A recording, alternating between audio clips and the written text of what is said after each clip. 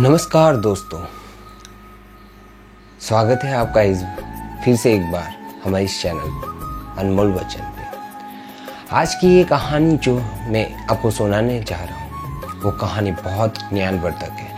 कहानी है जो लोग इस कहानी को पूरे मन से दिल से सुनेंगे उसके घर में कभी कोई कलेश उत्पन्न नहीं होगा। उसके घर में हमेशा सुख और शांति बनी रहेगी। इससे घर में माता लक्ष्मी का सदा आगमन रहेगा।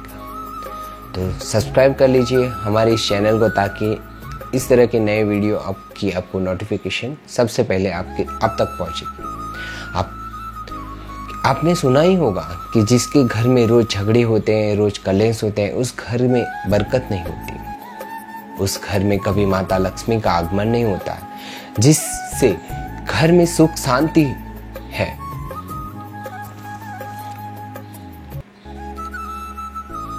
उससे घर में सुख समृद्धि के आगमन होती है और माता लक्ष्मी का निवास उसी के घर में सदा बना रहता है। इस कहानी को सुनने के बाद हमें ये पता चल जाएगा कि हमें घर में लड़ाई झगड़े क्यों नहीं करना चाहिए और जिससे घर में लड़ाई झगड़े होते हैं वो लड़ाई झगड़ों को कैसे रोका सकते हैं।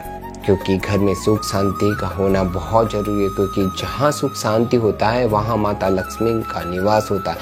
जहाँ खिलेश उत्पन्न होता है, वह लड़ाई झगड़े उत्पन्न होते हैं, वहाँ माता लक्ष्मी का वास नहीं होता है। वहाँ पर दुख और दारिद्र्य का निवास होता है। हो सके तो इस कहानी को पूरा सुने। कहानी आपके जीवन में बहुत सीख देगी। यह बहुत ही ज्ञानवर्धक कहानी, इसे जरूर सुने। एक मोर और मोरनी की कहानी। उससे पहले कि आप हमारी कहानी को में खो जाए तो चैनल सब्सक्राइब कर ले, बेल आइकन को प्रेस कर ले, करना ना भूले। कहानी शुरू करते हैं। एक जंगल में एक मोर और मोरनी रहते थे। मोर और मोरनी बहुत हंसी खुशी जंगल में रहते थे। एक दिन मोर और मोरनी कहते हैं, प्रिय, हमें यहाँ से चलना चाहिए, हमें वहाँ जाना चाहिए जहाँ हमारा समाज लोग रहते हैं। काफ़ी सारे मोर मोरनी रहते हैं, हमें वहाँ चलना चाहिए। मोर मोरनी से कहता है, अगर हम वहाँ चलेंगे तो रोज़ लड़ाई झगड़े होंगे। हम दोनों जहाँ जंगल में कितना सुकून से रहते हैं, वहाँ जाने की क्या ज़रूरत है। लेकिन मोरनी की जीत करने लगती है।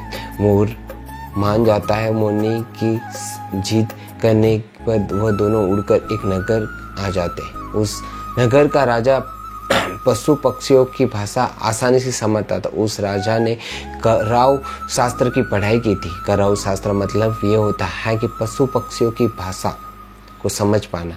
ये राजा सभी प्रकार के पशु पक्षियों का आवाज़ को समझ पाता था। हर जीव जंतु की आवाज़ वो बखूबी समझता था।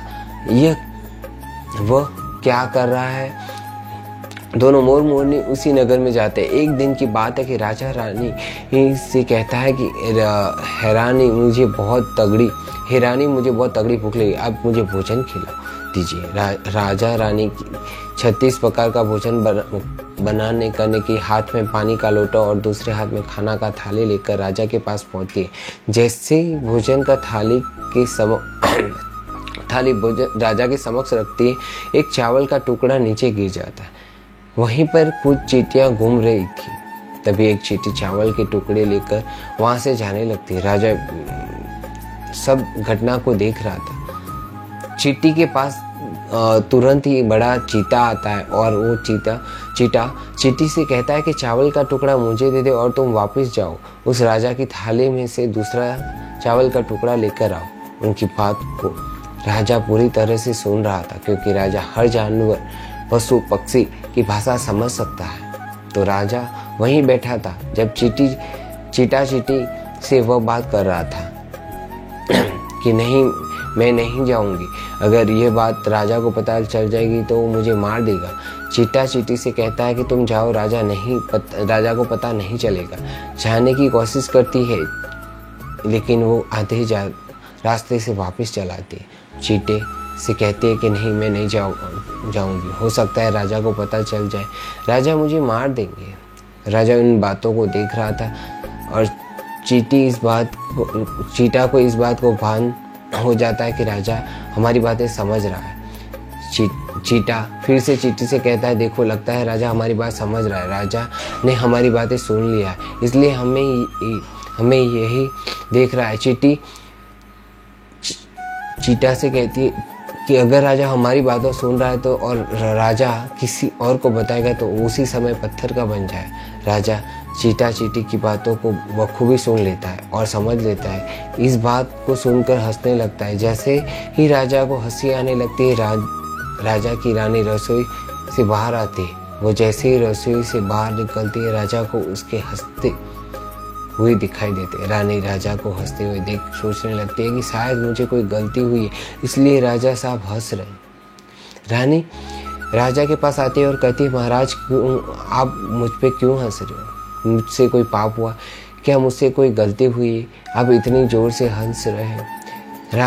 राजा रानी से कहता है, नहीं, ऐसी कोई बात नहीं, मुझे बस यूं ही हंसी आ रही है। रानी जीत करने लगती है और कहती है, आपको मुझे बताना पड़ेगा, आप क्यों हंस रहे थे? राजा बार बार मना करता है, क्योंकि राजा को पता है कि चींटी ने कहा है कि अगर चींटे वाली बात बताऊंगा तो पत्थर का बन जाऊंगा। इसलिए राजा रानी को ये बात नहीं बताना चाहता, लेकिन रानी बार बार जिद करती है और कहती है कि आपको मुझसे बताना ही पड़ेगा कि आप क्यों हंस रहे थे।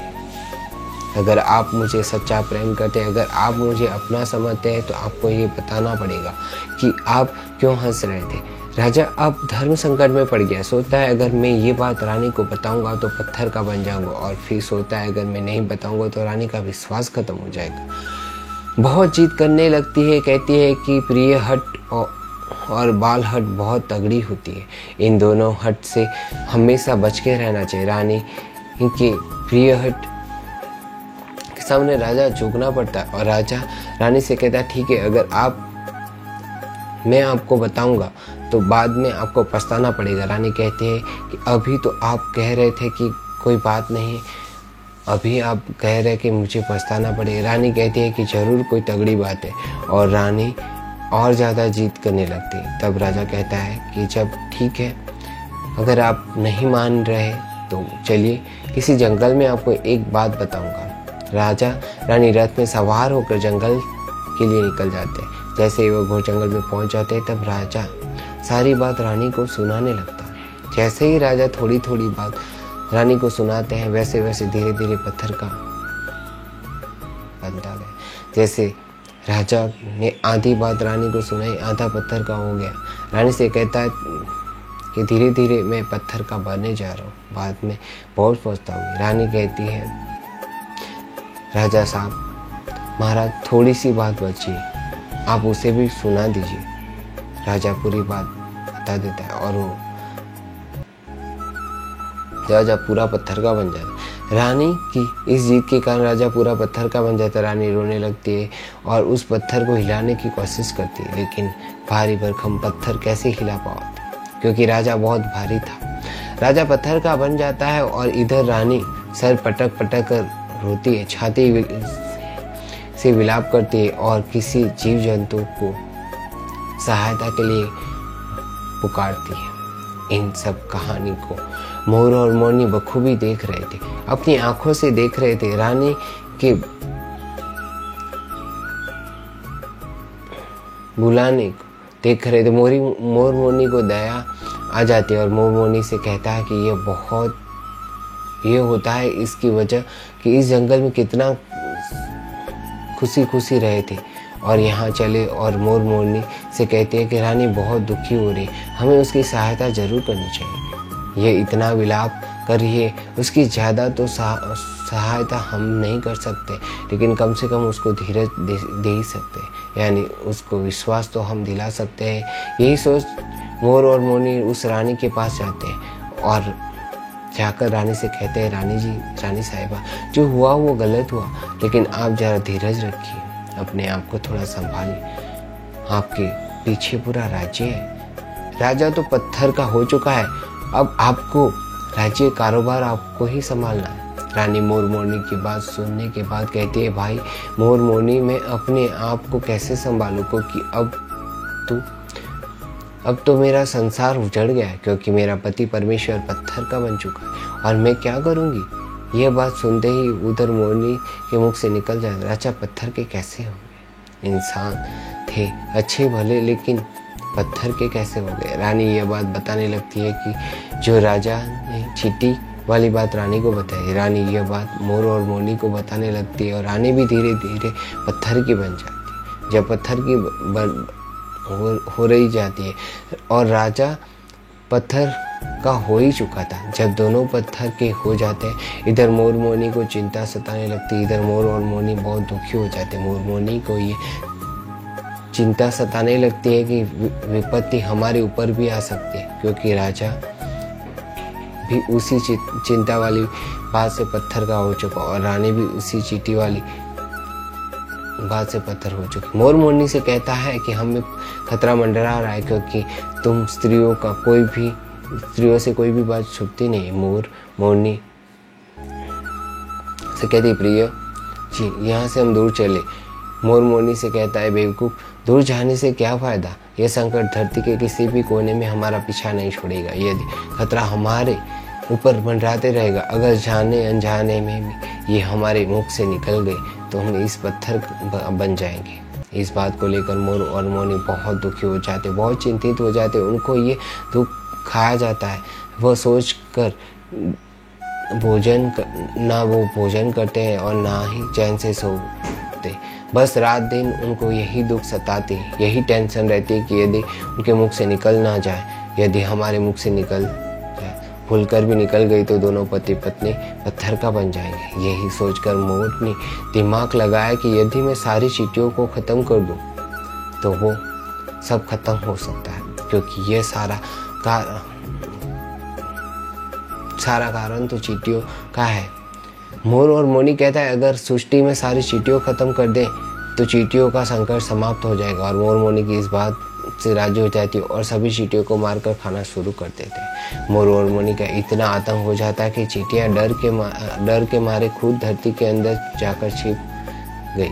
मोर और मोरनी की ऐसी निगरानी रखते थे कि उन्हें जहाँ भी चींटी दिखती थी तुरंत दबोच लेते थे। कोई भी चींटी मोर और मोरनी से इस आतंक की वजह से बाहर नहीं आती। सभी चींटियों ने जमीन के अंदर अपना बिल बनाना शुरू कर दिया और जमीन के अंदर ही जाकर बैठ जाती। काफ़ी समय बीतने के बाद चींटियों को सताने लगी, क्योंकि भोजन तो बिल में मिलता नहीं, भोजन तो बाहर ही मिलता है। जैसे भोजन लेने के लिए चींटियां बाहर आती और उसे मोर और मोरनी दबोच लेता था और इस जान से मार देता था। एक चींटी और एक चीता बिल के अंदर भोजन के लिए तड़पते हुए सी हरि विष्णु का जोरदार भजन करने लगे। भक्ति करते करते उन्हें ये भी मालूम नहीं हुआ कि वह कहाँ है कहाँ नहीं है, घोर तपस्या में लीन हो गए। अंत में जाकर श्री हरि विष्णु दर्शन देते हैं और भगवान श्री विष्णु कहते हैं कि चीटा चीटी, जो तुम्हें मांगना है मांग सकते हो, तुम्हारी भक्ति से मैं प्रसन्न हूँ। क्योंकि चीटा और चीटी ने निराधार भक्ति की है, कोई जल ग्रहण नहीं किया है, ना ही भोजन ग्रहण किया, इसलिए भगवान विष्णु बहुत ही जल्दी प्रसन्न हो गए और आकर उन्हें कहने लगे, तुम्हें जो मांगना है मांग सकते हो, हम तुम्हारी भक्ति से बहुत प्रसन्न हैं। इधर चीटा और चीटी न जाने कितने दिनों से भूखे और प्यासे थे। दोनों एक ही बात कहते थे कि प्रभु, अगर आप हमें वर देना है तो हमारे पेट में गांठ लगा दीजिए। उन्होंने सोचा, अगर हमारे पेट ही नहीं होगा तो हम बाहर क्यों जाएंगे और मोर मोरनी हमें नहीं खाएंगे। इसलिए उन्होंने मांगा, हे प्रभु, हमारे पेट में गांठ लगा दीजिए। भगवान विष्णु कहते हैं तथास्तु, और चींटियों के पेट में गांठ लग गई। आज भी उन चींटियों के पेट में गांठ लगी हुई है। चींटियों का पेट नहीं होता है। चीटा और चीटी भगवान विष्णु से कहते, प्रभु, हमारे पेट में गांठ लग गई, लेकिन अभी भी हमें मोर और मोरनी खतरा है। मोर और मोरनी हमारा इंतजार अभी भी ऊपर जमीन पे बैठे हुए, और जैसे ही हम लोग वो देखेंगे वो मार देते हैं। भगवान विष्णु कहते हैं कि मोर मोरनी शिकार करना बंद कर दो। उस चींटियों का कोई दोस्त नहीं, जो दोषी था वो राजा, क्योंकि राजा ने कराऊ शास्त्र की पढ़ाई की थी, इसलिए वो सभी जीव जंतुओं की भाषा समझने के समक्ष थे, साथ साथ भोजन भाषा को समझता था। उनका रूप बदलने में भी वो समक्ष थे। पशु पक्षियों का रूप धारण किया करता था और जब वो राजा रूप धारण करता उन पक्षियों के साथ संभोग भी किया करता था। और जब वो पशु पक्षी गर्भ धारण करते थे तो वो उन्हें छोड़कर इंसान बन जाता था और फिर वो पशु पक्षियों के ऊपर जोर जोर हंसता था। इसीलिए वो मूर्खता के कारण आज वो पत्थर का बना पड़ा हुआ। प्रभु, लेकिन उनकी पत्नी रानी का क्या दोष था? श्री हरि विष्णु कहते हैं उनकी पत्नी उनके इस पाप में भागीदारी है क्योंकि उनकी पत्नी उनको रोकती तो इतना बड़ा पाप नहीं करता, इसलिए उनकी रानी भी इस पाप की भागीदार, इसीलिए आज वो पत्थर की बन चुकी है। श्री हरि के समझाने के बाद मोर कहता है कि प्रभु, इस बात को हम किसी और को कहेंगे तो रानी ने हमें सुनाई थी जो क्योंकि हम पत्थर के बन जाएंगे। श्री हरि विष्णु कहते तुम्हारा वह श्राप अब समाप्त हो चुका है, तुम्हें किसी से कहने पर कोई फर्क नहीं पड़ेगा।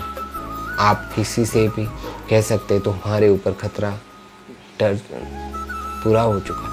मोर और मोरनी बड़ी पसंद हो जाते हैं, उनका खुशी का कोई ठिकाना नहीं। श्री हरि विष्णु अंतर ध्यान हो जाते हैं, चले जाते, और इधर मोर मोरनी खुशी के कोई ठिकाना नहीं होता है। अगर किसी जानवर को किसी पशु को खुश होती है तो वो बहुत झूमने लगता है, नाचने लगता है। यह बात मोर मोरनी जब पता चलता है तो उन्हें मोर ऊपर से खतरा दूर हो चुका है तो वो खुशी के मारे जोर जोर नाचने लगता है। खुशी का कोई ठिकाना नहीं होता है, वो खुशी के मारे पागल हो रहा था। फिर जैसे ही मोर खुशी के मारे अपने पैरों में नीचे देखता है तो फट्टे बदसूरत और मोर हुए थे। अपने पैरों को देखकर रोने लगता है और मोर सोचने लगता है कि पहले मेरे पैर इतने सुंदर थे लेकिन आज इतने फटे और गंदे कैसे। मेरा पूरा बदन सुंदर है लेकिन मेरे पैर इतने फटे हुए बदसूरत कैसे। मोर पैरों को फटने का कारण चींटियों खाना था क्योंकि उससे बहुत सारी चींटियों मार मार कर खाई थी और मोरनी भी उन्होंने खाई थी, इसलिए उनके पैर फट गए थे। आज भी कोई भी इंसान अगर किसी चीज़ दिखाई देता तो उसके शरीर में छोटे छोटे दाने पड़ जाते हैं। यदि वो ज़्यादा मात्रा में चींटियों खाए तो आपका बदन फटने लगेगा। सांप की कचौली भी क्यों छोड़ता है? क्योंकि सांप चींटियाँ खाता है और इसी के कारण उसी से शरीर फट जाता है, अलग हो जाता है। इस तरह मोर के पैर फट गए और बदसूरत हो गए, इसलिए मोर अपने पैरों को देखकर जोर जोर से रोने लगा। मोर मोरनी की धीरज रखो। मोरनी मोर से कहती है कि धीरज रखो, यदि और कहती है कि जो हुआ सो हुआ, रोने से क्या, और निराशा और जोर जोर से रोता है, इसलिए उसकी आंखों में से आंसू की धारा बह रही थी। मोरनी मोर से धीरज रखाती है और उसके आंसू को नीचे गिरने से रोकती है लेकिन रोक नहीं पाती है। हाँ, और हाथ है ही नहीं तो लेकिन अपने चोट के एक एक आंसू को उठाती, अपने चोट से मुख से रखने कोशिश करती, लेकिन इतना अपने मुख पे रख सीधे मोरनी के पेट में चले जाए। इस तरह से हर बार मोरनी और मोर आंसू को रोकती और मोर नाचता और खूब जोर जोर से रोता। आंसुओं को देखकर मोरनी और से प्यार से श्री हरि विष्णु फिर से दर्शन देते हैं और मोरनी को आशीर्वाद देते हैं और कहते हैं कि तुम्हारा प्रेम ऐसे ही सदा बना रहे। इस आशीर्वाद की वजह से मोर की संभोग नहीं कर पाता क्योंकि मोर जब नाचता है तो उसकी आंखों से आंसू गिरते और उन आंसुओं को मोर पीती है और इन आंसुओं के कारण मोरनी गर्भवती हो जाए। भगवान श्री हरि मोर और मोरनी को आशीर्वाद देते हैं, कहते हैं कि तुम्हारी भक्ति धन्य है, तुम धन्य हो। इस समय ऐसा भी आएगा कि जब तुम्हारे पंखों में हम मुकुट बना के धारण करें। इसीलिए कहते हैं कि जब श्री कृष्ण के रूप में वो धरती पर आते हैं तो वो मोर का पंख अपने मुकुट में धारण करते। इस कहानी में बस इतना, और हम आशा रखते हैं कि इस कहानी को आपको बहुत ही सीख मिला होगा। और दूसरी बात है कि हमेशा स्त्री और पुरुष, स्त्री हट के आगे हमेशा इंसान हार जाता है और स्त्री हट हमेशा नहीं करनी चाहिए। स्त्रियों को ये समझना चाहिए कि हमेशा ऐसी हट की वजह से हमें बहुत पछताना पड़ेगा। आई होप ये वीडियो आपको पसंद आया तो लाइक कीजिएगा, और चैनल को सब्सक्राइब कीजिए। ऐसे ही बेहतरीन वीडियोस आपको मिलते रहेंगे। तो फिर से मिलेंगे नए वीडियो के साथ, तब तक के लिए मेरा जय भवानी, राधे राधे।